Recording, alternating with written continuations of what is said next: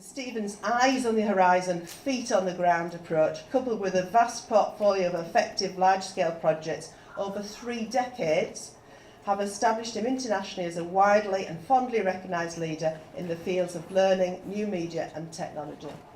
Good morning, Stephen. Oh, good morning. And I wish you could be there with you, to be honest. I'm stuck in a cupboard in the university because I'm trying to find a quiet space. We have our own festival of learning going on here at the moment, and the place is overrun by parents and kids and grandparents, and it's just absolutely delightful. It's a nice marker for what universities should be doing, really sharing their research with. I was running a session last night. We did a tour of the world in learning spaces, so we went to as many countries as we could and looked at their classrooms. And they had parents and kids and grandparents in the audience, and kids, their eyes are coming up and saying, wow, is that what it could look like? So it's a pretty good time, really. And I guess that's as good a place to start. This is a pretty informal conversation. I hope you've got lots of questions ready, because we're going to go. Watching me on a screen remotely is pretty boring, so I'm going to talk to you for 20 minutes or so, then we're going to get into questions.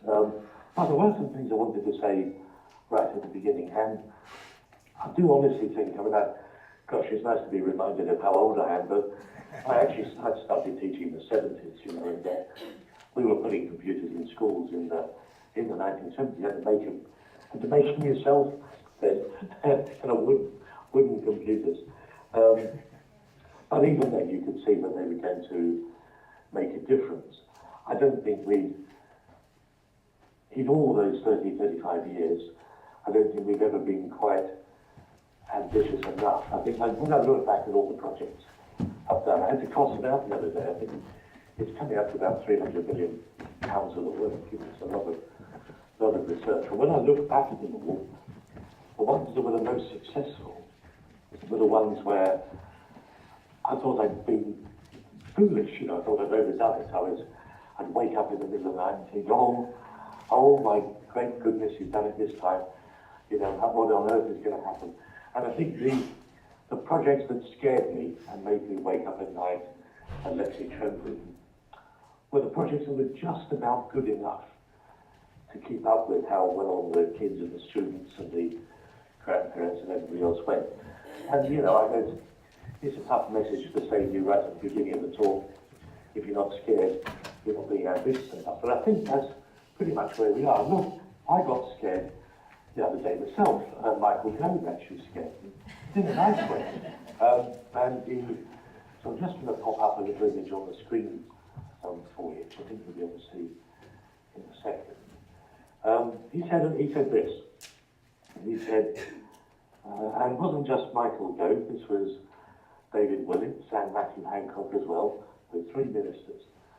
They said, actually, what we would like to do, we would like to empower our teachers and learners, and we would like to empower them so that innovation can happen. And we want the innovation to happen with new technologies, and we want learning to be deeper. These are good words, aren't they? Good words, folks. And we want learning to be accelerated. And then crucially, he also said, and you can see just down there at the bottom, he also said, and we want it to be fun. Can you just see that? It's written at the bottom, nice and big, And Michael Gove actually said 3 times, I want this to be fun. I confess. I threatened to hug him. I said, if you said that 4th time, I'll come and give you a hug, which I'm not in the habit of hugging politicians of any sort, really. And the committee, it's my committee, he set up a group of us to sit down and think about how we might do that. And the very first thing we did, of course, was to try and get our heads around what tomorrow looks like. So we did this, and I think you'll be able to see this in a second as well. Here we go. Oops, daisy. So we thought we'd try and imagine what 2025 looks like. What we've always done in the past with policy, educational policy in technology historically has always started by saying, let's block it, and then we'll wait and see what happens. So let's ban mobile phones, and then we'll wait and see what happens. Let's block YouTube and wait and see what happens. Let's ban. Well, blimey, when the first colour computers came out, it was 3 years before there was a huge debate in education about, were there only green screens originally and black and white, And the maths people were thinking, I'm not sure colour, colour might turn a young head, all that side magenta, goodness knows where it's going to lead to. We spent 3 years arguing for colour on computer screens. So the kind of block and wait model of the last century has given way now, I think, to an embrace and assure model. If anything new comes out, let's embrace it, and let's somehow quality assure what we're doing with it, so we can be confident it's worth doing. And to my delight, there were ministers saying to us, Stephen, would you do that? So the first thing we did, and this is not a controversial slide really, all we're saying is by 2025, 3 things are going to be in place. Let's just take a moment to think about those. Learning is going to be more global. Well, of course it is. I started this morning actually curious about opening a conference in Western Australia, and then I did quite a lot of work with, I have a project running in Denmark. These days I'm a professor in Spain, in UCJC in Madrid, which is like pretty cool. Why wouldn't you be a professor in Spain? As Rioja, lovely, isn't it? But also all the challenges of massive youth unemployment. So I did some work with my Spanish colleagues. Now I'm up here talking to you up in the north, and this afternoon, income more parents and kids. So of course it's going more global. And interestingly enough, I think children are going to have an entitlement to learn online. I was in Tasmania a term or so back, which is a lovely place. It was a bit cold, we're in sort of winter. And I got on a ferry, and we were just going across a lake, and the ferry captain, which is an ambitious thing we call a bloke who was in a boat, was about 20 foot long, the ferry driver, and was telling me he'd applied for a job as crew on a super yacht in the Mediterranean. You can imagine, glamorous life, sipping martinis and they're living on this wonderful luxury yacht, and occasionally being nice to the owner when the owner turned up. But the interview had been by Skype. I mean, not like Blackboard, but the same sort of thing. And he didn't know how to Skype, so he sort of stared into the camera, and he shouted very loud. I hope he was heard, and sometimes he was talking out the shot, and he failed the interview. And he was saying he thought every child ought to have a chance to learn online so they can get used to this connected world coming. And I guess if we're talking about the geeky stuff, then fairly obviously we're not going to have servers in the university or in the school with a gang of people looking after them. That's all going to be up there in the cloud because we're talking about global institutions anyway. So those blue ones on the diagram I think are pretty much non-brainers, but all these raise a lot of questions. What do we mean by online? We clearly don't mean a bunch of kids, a bunch of students doing multiple choice tests online. I don't think we mean a mass of MOOCs, I think we might mean something a little bit more lively than all that. I was looking at, do you remember when we got Second Life in universities? And what did universities do with Second Life? They built wonderful islands, virtual islands. They fill them up with PDFs, and there's a people learning around there, need to pay that. And we all know, what does PDF stand for? Pretty dull format, that's what it stands for. So building an island full of PDFs wasn't going to set the world alight, was it? So, and I think MOOCs, hey, good news, we've got video. Let's build a heap of video and register lots of students. There's more to learning than that, isn't there? So that blue area, I think, is a non-brainer, but asks lots of questions. Nothing like as many questions as the yellow area.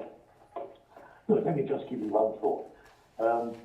We're in the exam season right now. You'll probably most of you are probably doing marking now the exams are over. But, you know, I'm sitting here with a bottle of water. And, and this is water, university waters, Chernobyl water, naturally effervescent. And what would I eat before an exam? If I'm going into a multiple choice exam, let's imagine it's a 35-minute multiple choice exam. What do I eat the morning before the exam? What do I eat the week before? What do I eat on the door as I go in? I mean, actually, 30-minute exam, you could probably do a lot worse than to eat a curly whirly or a Mars bar or something, because you're going to be on a bit of a sugar rush, not just see you do it. But if, on the other hand, it's a 3-hour written paper, what do? Do I eat pasta for breakfast, or do I have a lot of dried fruit? Do I have dried fruit with me in the exam room? It's curious that nobody's done any of that work at all. We have no idea what's good food for exams. Nor have people done very much work on things like, oh, let me just go and get this. I wasn't going to show this. Give me 2 seconds whilst I just rummage through my hard disk, but you're going to like this. So CO2, you know, people have, let's get rid of that for a moment, we'll come back to it. Here's the CO2 levels. You'll see these in a moment. Here are the CO2 levels from just a school classroom in England, and Sean McDougall did this work. And you can see, I think, that across a day, CO2 is pretty high by break. That peak there, the first peak is break, the second peak is lunchtime. But look at the levels, and blimey, by the time we've got to break, we're up to 3,000 parts, well, more than 3,000 parts per million. Now, we know that when you get to 3,000 parts per million, you start to feel nauseous, you start to feel distracted, the concentration levels break down. A whole lot of physiological things happen to you that are really, really bad for learning. And yet, every class I go into, in every school, I find kids with the door shut, I find people at lecture theatres with the doors and windows shut, CO2 levels going through the roof, and they're really able to concentrate on what they're doing. So, you know and I know, I think, that we're going to be focusing a lot more on those physiological things that make learning happen and happen well. So, we don't do very much of that at all at the moment. You know, what's the best way to revise? You know, is it spaced learning? Is it closed procedure? Is it like interval training for athletes? Now, I think you probably all know I do work with the British Olympic team. I work with the elite coaches for the elite athletes, helping them to do better learning for their athletes. And you know, if I'm working with the cycling folk, or I was working the other day with the canoeing and kayaking folk. I mean, they know in every detail. I mean, the cyclists even know whether they should shave their arms, you know, whether they should have facial hair. What's the impact of facial hair on air drag when you're cycling? They know absolutely everything. They call it total cycling. We don't yet have total learning, do we? But you know that we're going to have that, and we're going to have it fast. It won't be us who does it. It'll be our students. Our students are already, you know, filling their faces with modafinil and all sorts of things like that.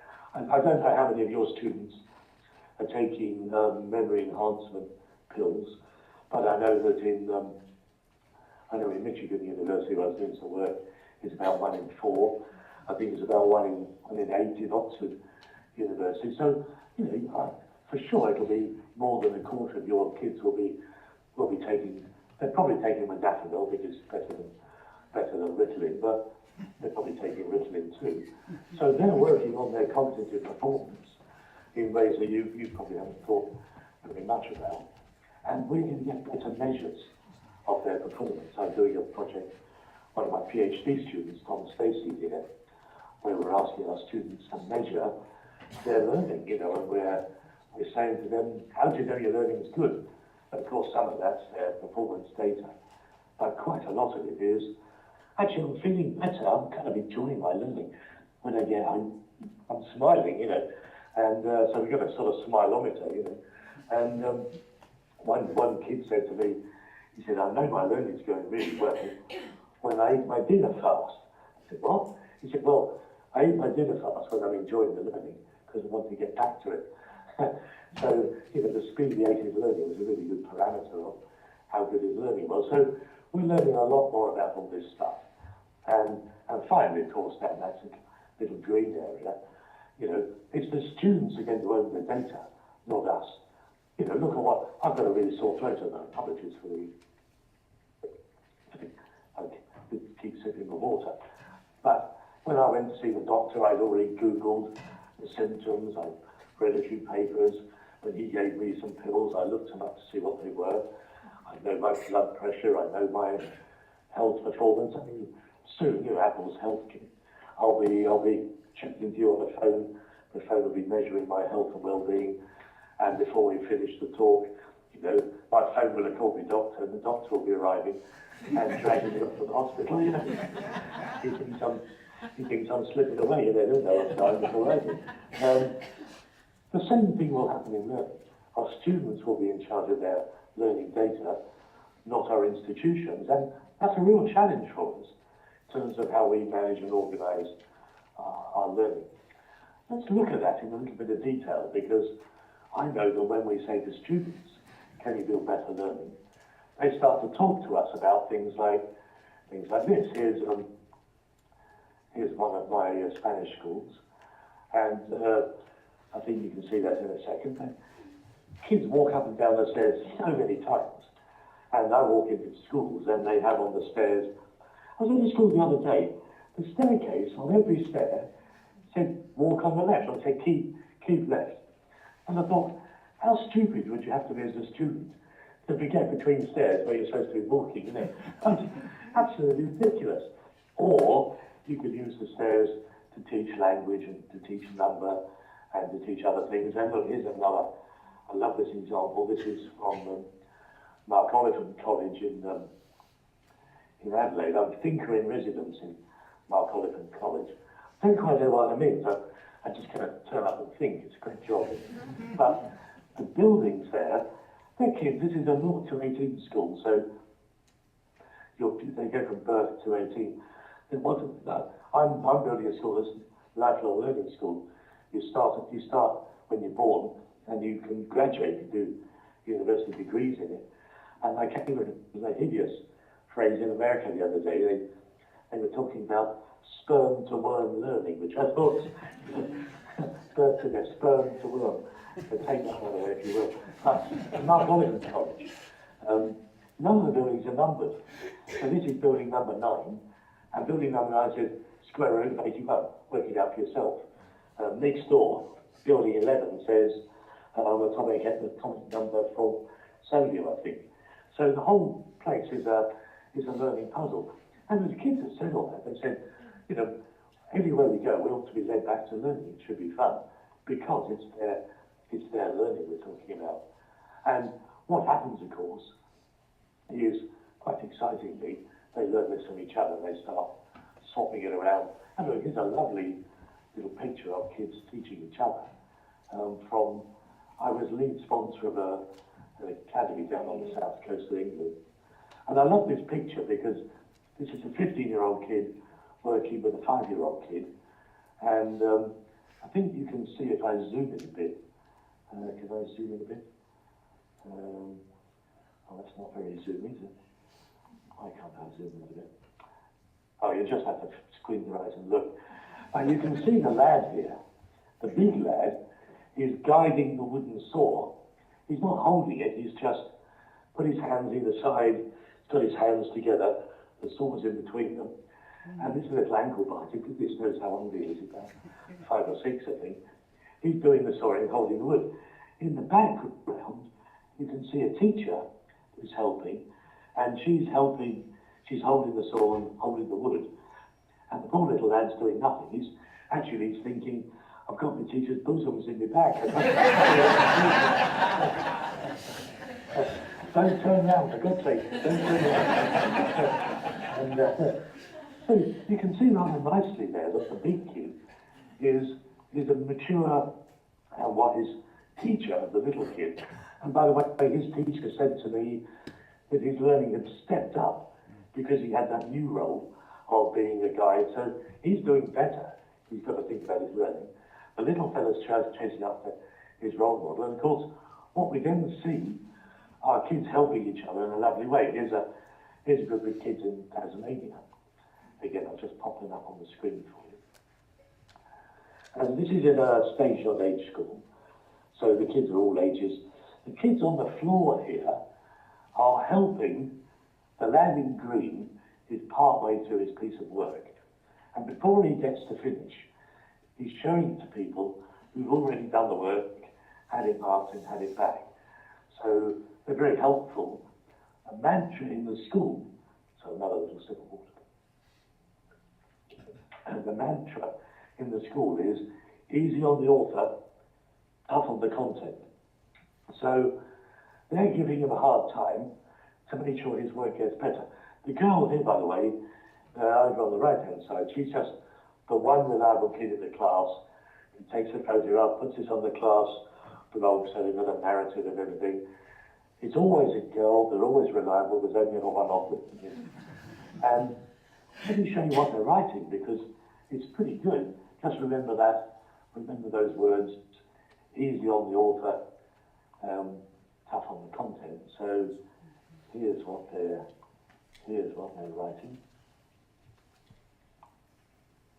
I'm going to make that a bit bigger for you. I think you can see that. Can you, yeah, you can see that. So Melanie here is just basically saying to him, look, your work's crap, really. I mean, she's putting it very gently. The structure's a D rundown, sorry. And the bibliography as well, you know, so far a D plus, then she's a little sad face and she sends some hearts, you know. Melody, lovely kisses. But basically, your work's crap, sorted out, is what she says. In a nice way, you know. Now, you know full well that what's going to happen here is he's going to take it away, he's going to work on their advice, and he's going to produce something better. So the mutuality, the collegiality of these kids is pretty powerful. And of course, in universities, we've known this for a long time. You know, if I go back to Thurston's Law of Comparative Judgment back in 27, you know, I don't know if you do this with your students, but it's great. You have a heap of essays on the table, everybody picks up 2 essays, one in one hand, one in another. You have to make a judgment, which essay's better, which essay's worse, and then you put them in a database, and you're not allowed to tie. You can never say these 2 essays are the same. And of course, they've got the criterion for the essay task, and what you get after about half an hour, certainly after 45 minutes, you get students who know what good looks like. Your mediocre students who never produced a good essay, they actually didn't know what a good essay looked like, so they know. The students who are right down at the bottom margin are really struggling, and you end up with a better ranked order of essays than you would have done if you did triple marked it. So this is great stuff in university life, and it's going to save you a lot of time when you're marking. It doesn't give you a boundary, you still have to go in and put a boundary in. So all I'm saying is we've known all along that students can be really wise in this process of helping us to design and make better learning and to move the thing forward as we go forward, and it's exhilarating. And of course what's handy now is the little blighters are doing it all around the world. So here's a classroom in a school. We'll be there in a second. Here's a classroom in a school in one of my schools. These are all my schools, you know, and my universities. And here's a thing up on the wall, and the red dots on the map of the world are places they Skype to every day, and the blue dots are places they tweet to every day. You know, their community of learners is vast. So you can imagine that in this world, a single teacher or a single lecturer or a single course can never be as robust or as peer-reviewed or as reliable or as trusted as, you know, the crowdsourcing of learning that schools are reaching out to and connecting to. So we are in a very different world, and it's a world where maybe we used to build this model of quality assurance with, you know, QAA or whoever it was at the top, and we passed our judgments down to our students. Now that world is inverted completely, and our students students are making judgments, as we've seen in the recent student survey. They're making judgments about excellence, about quality assurance, about value for money, and about cognition, and about learning. And all that literature we had of reflective practice that we were using to make judgments about our own engagement turns out reflective practice, of course, with students right down to 3 and 4-year-olds. One of my PhD students here at Bournemouth is doing programming for 4-year-olds, and we're seeing very clearly reflective practice in 2, 3 and 4-year-olds. So we're in a new world here, and it's an exhilarating and an exciting and actually a very cheap and a very affordable world. So as we go to questions, we've got about 25 minutes for questions, which is pretty good. As we go to questions, just reflect on how badly we've organised our universities and our colleges. For example, I do a lot of work around the world with companies. I don't know another industry that only celebrates when its customers leave. It's quite bizarre. I've just, when you leave university, you say to the college, well, I'm going now, and they say, oh, great, we'll get your parents in and have a cheese and wine party, It's just, I can't imagine Forbes or anybody doing that, and usually they try to keep you. So we've built this model of learning all around the notion of finish, and we built our quality assurance on the quality of the finish. And actually, what's going to happen is our students are never going to finish. Our students love being undergraduates. They love being master's level students. They love doing PhDs. They don't want to stop. They want to be in those communities where they can argue, where they can have, tested debate. They love to have seminars, and they love to learn, and they love to learn at a level up here. They don't want to learn at a level down here. They love scholarship and mutuality and collegiality. So the one thing is going to disappear from our learning lives is that notion of finish. And yet we've built the entire sector on the notion of finish. And it's very odd, isn't it? So let's think about that a little bit. And also, I was trying to design a new degree just the other day, which, if it comes off, will be happening. But we were looking at how much should the degree cost. And I said I didn't want the degree to cost more than £2 a week. I thought £2 a week was a good membership fee. And the university I was in was not this one. I was horrified. How can you do a degree for £2 a week? And I said, well, if you've got 2 million students, £2 a week for 2 million students is quite a lot of money. It was actually more than the total income of the university for all its courses. So with one degree, 2 million students who never finish, peer assuring their own obligations to contribute and to originate and to participate. You could do all the other degrees for free. Never mind mid-clear, we could actually do all the degrees for free on the back of one degree. So it's a really, really interesting time we're coming into. And let's talk about it a bit. So come on, let's ask me some questions. And I'll see if I can scare you a bit with the answers, because I think you should be scared of it at this point. If you're not scared, as I said at the beginning, you're missing something. So there's microphones. Yeah. Ask me some stuff. Stephen, thanks very much. It's Eddie Galtz here now, who's actually just chairing the question time, and thanks again for joining us today. Much appreciated. I'm glad you got seafaring and yachting into that. It's quite unusual, I think, for you to have an admiration for seafarers and yachting. That's great. Questions from the audience. We've got 15 minutes, by the way, for questions. Yeah, okay. 25. We need to finish at 5 to 11. So we've got we've got a roving mic, I think. Any questions, please, from the audience after that very stimulating, thought-provoking presentation from Stephen? If not, Stephen, we'll come back to you. Yes, we've got a question over here. If you want to say who you are and where you're from, please, that would be really helpful as well. Thanks. Thank you very much. I'm Jonathan Pitches from the University of Leeds. I just want to get you to expand a little, if at all, on this better measures of performance, which has obviously been the bane of our lives over the last 20 years or so. The better has often meant worse in actual fact, in terms of its rigour, in terms of its deadening influence on education. I wonder if you could just expand a little on that.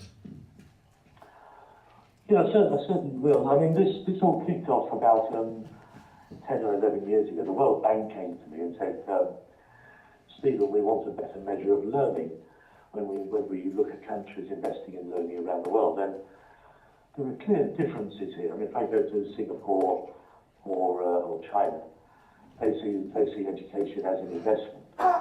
So fundamentally, they're looking for a rate of return, whereas we see it as a cost. So we're just looking for cost effectiveness. We've got much more simplistic measures. And I said to the World Bank, I said, well, blimey, what do you use at the moment? And you'll laugh at what they use. Their measure of effectiveness was how much have they spent. In this wonderfully naive way, they thought if we spend twice as much, the learning must be twice as good. Well, you know, it's after brushes. So I set off. The first thing I did was I got one of the postdoc students on looking at politicians' speeches from all around the world to see what it was that politicians actually wanted from learning. And although occasionally they said they wanted better exam passes, by and large, the exam passes were only a placeholder for they wanted ingenuity, they wanted creativity. You know, we could have a whole other debate here about what we mean by creativity. They wanted gregariousness, they wanted world peace. In Thailand, they wanted kids who would argue more. In West London, they wanted kids who would argue less. You know. Everybody had, of course, you know, everybody had quite complex algorithms of what better learning looked like. So then we started looking at the physiological side of learning, because it seemed to us that we weren't looking at any of the conditions of learning to see if we were delivering on those. I mean, if you, well, I'll tell you what. Let me find you. Hold on a second. This is going to depress you a bit. I didn't mean to make you sad on the morning, but it's pretty interesting. So here's I think. How can I think this is going to work. Hold on a second. I need to go. Interesting enough, the alias doesn't work in here. So, here we go. This is going to work. Here we go. So here's a kind of interesting measure of learning. And yeah, can you see that? Can you see the detail on that graph? Just cheer if you can. Well, so here's the PISA data, which is again pretty simplistic, and you'll see if I look along the bottom axis at science scores. Here's Finland, and Finland, I think, is pretty clearly the top nation in the world at science at the school level. They're miles ahead of anybody else, really. There's a little cluster here of Britain and Australia and Canada and others. But actually, this is an axis with two graphs, and I just move the thing across a bit. I think you'll be able to see can you see that you can see that the other axis here is where the students are actually interested in the subject. So this is pretty alarming stuff. OECD would describe this as a paradox. I describe it as no blooming surprise at all.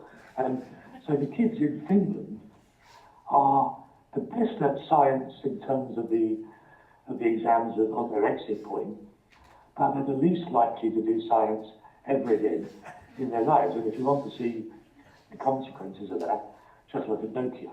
You know, Nokia, there's nobody left in the building that can do anything useful. Whereas, probably if you went over to here to Mexico, I think I'd probably sooner be Mexico than Finland.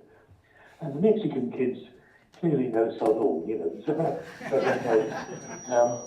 they're kind of dancing around their hats, if I can be so stereotypical, and I'm loving every minute of it.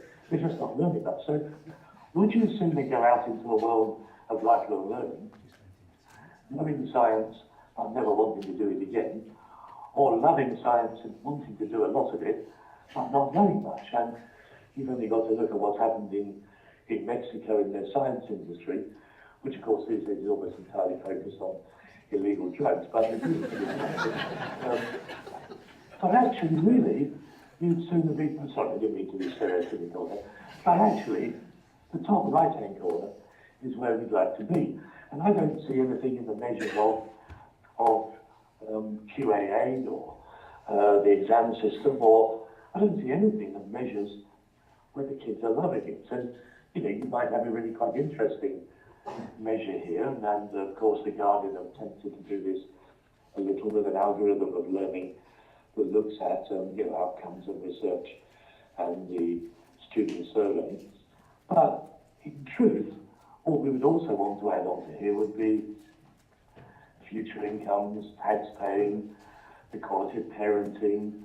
I'm just building a school down on the south coast, and one of the things, it's changed a lot the outcomes of the students already. We've increased our exam passes very nearly fourfold. We've gone up from 18% to 64%. We're going to make 95%. So huge changes. And of course, we've got less children involved now in crime, less children going on to benefits, less teenage mums. Nothing wrong with teenage mums. Some of the best mums I've seen have been teenage mums, but if they're not teenage mums, then they go out and earn more money, pay more taxes. So, but what's happening at the moment is education doesn't get that money back because none of those measures come back for us. So, you know, if you build better degrees with your students and 10 years down the track, pay more taxes, nobody turns up and gives you more money because of that, or because your students are more engaged, or less police cars driving down around the neighbourhood, the police don't turn up and give you the money for a college minibus instead, because they now don't need it for a riot plan. So the problem here is that none of this joins up. Education doesn't join up with other public services. And the danger here is, you know what's going to happen.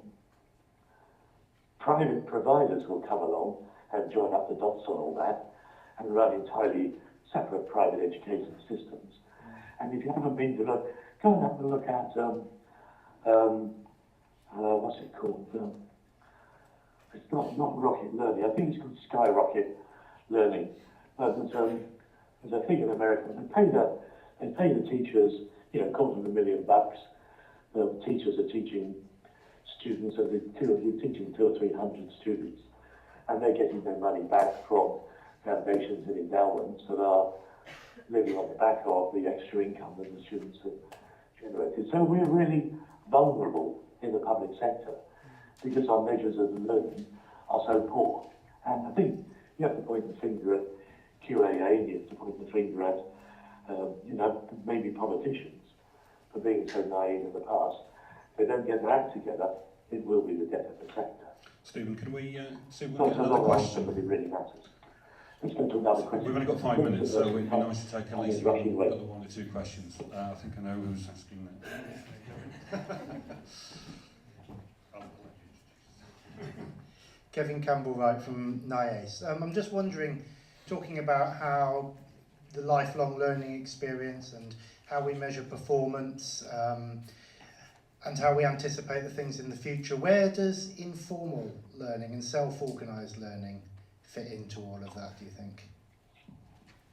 It's pretty important, isn't it? And you know, if you turned up for a job, you know, 1,000 people visit this on conference platforms, not just me. But if you turn up for a job, and then you know, what questions are they going to ask you? They're going to ask you, what do you like as a team player?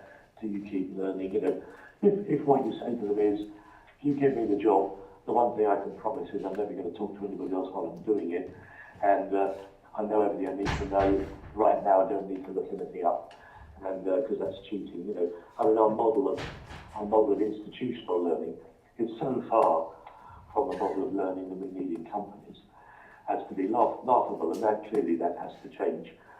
And it's not so much the informality, because learning, one of the reasons it's going to be such a fabulous decade is learning has never been more cool. If I turn the telly on, any time of day, anywhere in the world, almost all the programs are about learning. There are people learning to dance, learning to sing, learning to cook, learning to bake, learning to absolutely everything.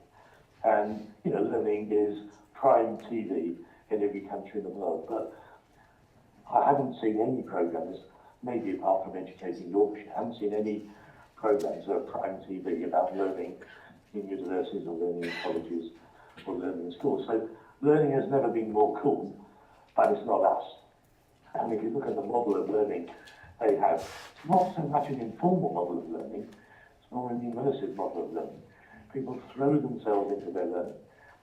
Look at the creative industries. We had, down here, we had 60-something students working on Gravity, wonderful movie.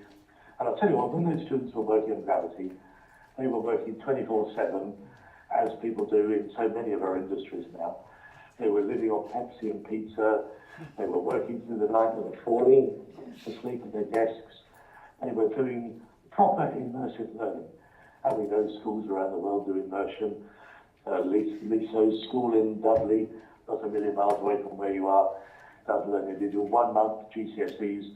So if it's June, you do one GCSE in a month, and at the end of the month, you do the exam and all the coursework, and you walk away and you never do it again. Why can't we do that with degrees? Why can't we, if you actually said to people, you're going to live and breathe a degree, never mind your 30-hour content, what you're going to do is a degree as fast as you possibly can. You're never going to go home. You're going to almost die on your desk. Everybody's going to smell. It's going to be hideous. And I wonder how fast you could do a degree if you did it the way that the creative industries do films or the way the computer industry does games. And I'll tell you what, you could easily do a 3-year degree in what would it be, 2 terms. So why aren't we doing that? Why aren't we saying to people, it's expensive to come to university for 3 terms. So just come for 2 terms, you can do a degree anyway, but you're going to be exhausted at the end. Some of you might die, but it's going to be worth it. Let me just throw something up onto the screen here. I'm doing this in Sydney, and in Sydney I've been given the university, which is very nice, by Sydney City Council. This is the university, and I'm turning the university into a school, but it's a stage, not age school, for 3,000 kids, and I'm saying there's no limit on how fast you can go. So I'm going to have kids graduating from this school with university level degrees by the time they get to be 18. They're never going to go to university because they've already got a degree. And they can have the degree. Part of this is state schools. They won't be paid any fees because they'll still be at school. So this challenge of, surely we can do this quicker. I mean, look around the audience at you. You're all of a certain age. Kids of 16 today are doing what you did at 21. Don't just mean with their boyfriends and girlfriends. I mean, across the board. So why can't we let them do that with their learning? I did a bit of work where I asked. Stephen, sorry, we're going to have to wind up in a minute, Stephen. The thing you care most about, at what age do you think you could go off to university to study it? Do you know how many of the 1,000 students said 18? None of them, not one. One kid said 9. We were clearly wrong. The question of how one age could you start, we haven't really started to address, and I honestly think we jolly well should. Nor have we answered the question of what age should you finish. Of course, the answer to that is when you're dead. That sense of lifelong learning, of being in a community, starting your degree at 15, still being on the course at 97, having picked up a whole bunch of badges on the way, and the badges represent mutuality of, you can see how all this works. I'm just saying to you, we probably ought to stop because you've got We do need to stop now, Stephen, if we could, please. If you could just sum the up. assumptions you made about the way your learning would be are all assumptions about organisation and institutions and administration and convenience. Throw away your convenience, focus on the learning, and you will be in a different world of learning, and that is the world that's going to survive. And I'll tell you what, it's the most fun you're going to have this decade. Well, the most fun you're going to have with your clothes on. And I think that's a pretty good offer. On that note, Stephen, on that note, can we... Thank you. Leave your clothes on, be scared, be brave, wake up at night trembling. Nothing could be better. Thank you.